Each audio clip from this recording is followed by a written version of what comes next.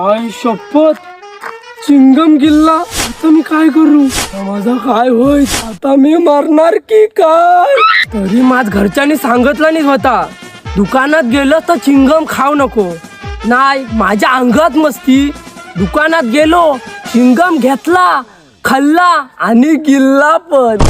काय माहित पोटात गेलाय की नाही, की पोटाच्या आणि घशाच्या मध्ये छातीत अडकलाय. समजा घशात जाऊन बसला असत तर मग जेवण गिलायचं वांद, आणि पोटात जाऊन स्वतः बसला असत तर हागायचं वांद. अरे देवा, माझा तर भूत बसला.